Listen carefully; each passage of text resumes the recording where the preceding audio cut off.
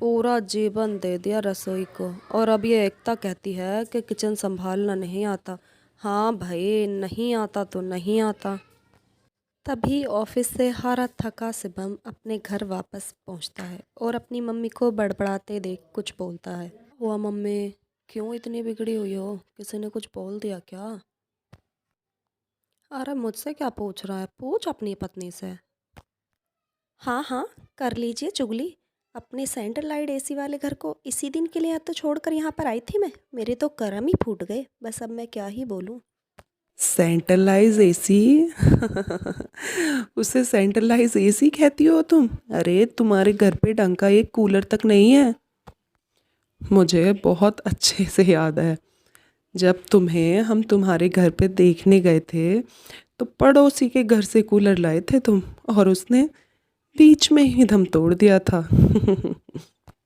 देखिए मम्मी जी, आपको जो कहना है मुझे कहिए।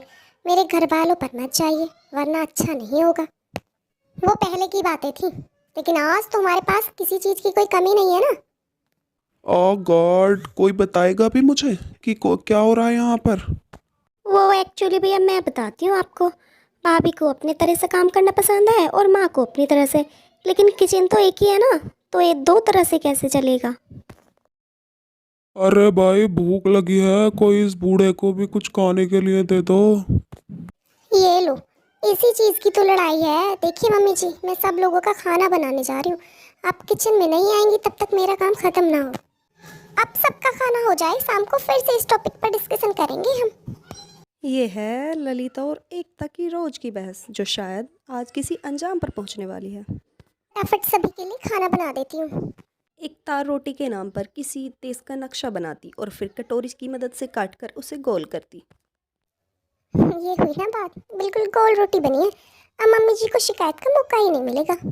एकता के इतने मना करने के बाद भी ललिता जी किचन में आ ही जाती हैं। ए राम, बस इसी चीज़ का डर था। घर का कितना अनाज बर्बाद कर रही है तुम। इस तरह कटोरी की मदद से गोल करेगी कि कोने वाला आटा तो बर्बाद ही होगा ना। नहीं मम्मी जी, मैं कोने वाले आटे को बराबर वाले आटे के साथ ही गूंद लेती हूँ। कि भी रोटियां बनाती हूँ, कोई बर्बादी नहीं हो रही है यहाँ पर। तुझे क्या लगता है मुझे नहीं पता? इतना घी कौन लगाता है रोटियों पर, और इतना तेल? राम राम, 2 मिनट में यह नहीं रसोई में नहीं आई तो तूने तो अपनी मनमानी शुरू कर। ऐसा है तो मैं बाहर चली जाती हूँ, आप ही बना लीजिए खाना। क्या होगा, आप देर करेंगी, ससुर जी खाना मांगेंगे और क्या। मेरा तो देख कर ही दिल जल गया। हाय, इतनी बर्बादी। मैं तो जा रही हूँ हॉल में। वैसे भी आज रात तो फैसला हो ही जाएगा। वही तो मम्मी जी, जो आपके अंदर थोड़ा भी पेशेंस होता ना, तो जो मुझे सुनाने में आपकी एनर्जी वेस्ट हुई है वो बच ही जाती।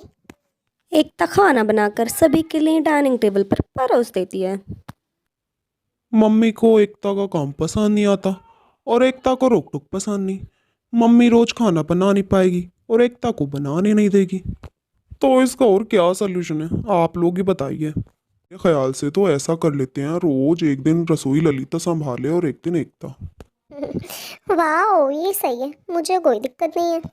हाँ हाँ, मुझे भी कोई दिक्कत नहीं है।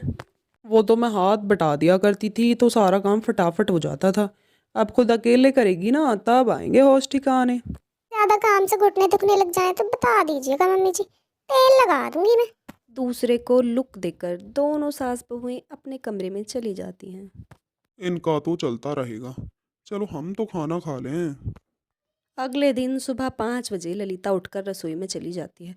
हाय राम, इतनी गंदगी! पहले तो रसोई को साफ करना होगा। ललिता पूरी रसोई को साफ करती है और नाश्ता बनाने के लिए चीज़ों को ढूंढने लगती है। अब ये मसाले कहाँ रख दिए बहू ने? अपने हाथ से रखी हुई चीज़ फटाफट मिल जाती है।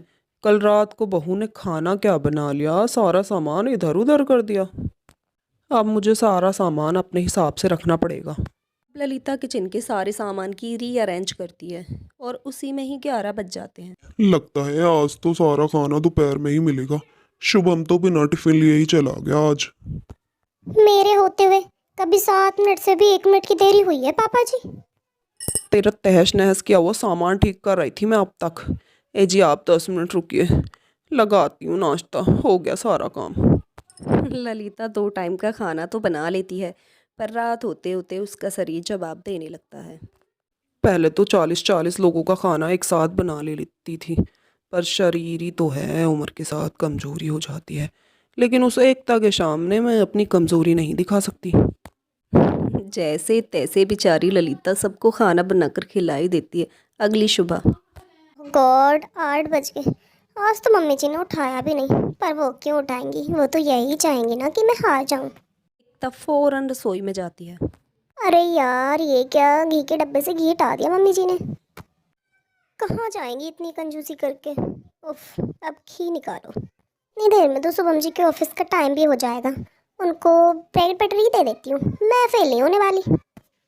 एकता सभी को नाश्ता बनाकर देती है। 7 बजे से पूरा 2 घंटा लेट हो गया बहू। वो पापा जी। मैं तो मजाक कर रहा हूँ बहू।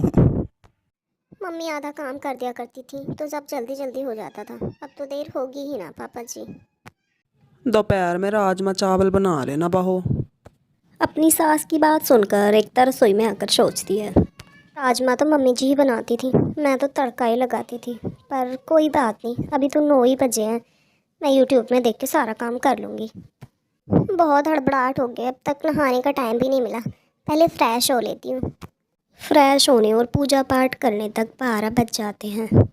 1 बजे तक सब लोग दोपहर का खाना खा लेते हैं बहू। उस हिसाब से तैयारी तो हो गई है ना, कि 12 तो बज ही गए हैं। क्या 12 बज गए? एकता हड़बड़ाती हुई किचन की तरफ दौड़ती है और यूट्यूब से देखकर किसी तरह दोपहर का खाना बनाती है। ये तो काम हल्की की बजाय और ज़्यादा हो गया, और अगर मम्मी जी से मदद मांगूंगी तो मैं हार नहीं मान सकती। अभी से शाम के खाने की तैयारी शुरू कर देती हूँ। एकता सभी को दोपहर का खाना खिलाकर शाम के खाने की तैयारी में लग जाती है, और उधर ललिता एकता को काम करता हुआ देखकर परेशान होती रहती है। फिर से मेरा नंबर है। बहू तो जवान है, कर लेगी सारा काम, मुझसे नहीं होगा। बहू होती थी तो कुछ काम में हाथ बटा देती थी, काम का पता ही नहीं चलता था, सब कुछ वही कर लेती थी, मुझ पे भार भी नहीं आता था। किया तो किया, वरना आराम। अब मैं बहू को बता भी तो नहीं सकती, वरना मैं हार जाऊंगी। दोनों सास बहुएं अपनी नाक को ऊंचा रखने के लिए काम करती रहती हैं। एक हफ्ते बाद रात के खाने पर फॉर्मूला काम कर गया पापा। अब एकता और मम्मी के साथ सब कुछ सॉर्टेड है, दोनों एक साथ काम संभाल रही हैं। अरे बहू, तुझे पता है ये पड़ोस वाली सरिता है ना, उसके घर भी काम वाली है। इस कंजूसनी के घर पे भी नौकरानी, बाप रे बाप। बस हमारे घर पे काम वाली नहीं है, ये पड़ोस वाले भी नोटिस करते होंगे मम्मी जी, ये सब स्टेटस पर इफेक्ट डालता है। वही तो शुभम, क्यों ना हम काम वाली रख लें। हाँ शुभम, क्यों ना हम काम वाली रख लें। पहली बार तुम दोनों की राय एक हुई है और तुम दोनों ने एक बात पे हामी भरी है। रख लीजिए काम वाली, मुझे क्या ही दिक्कत होगी। अपने काम को हल्का करने के लिए दोनों सास बहू को एक उपाय सूझा, काम वाली का, और उन लोगों ने एक काम वाली रखने का सोचा, और सब लोग हंसने लगे। अब ललिता और एकता एक साथ मिलकर रहती हैं।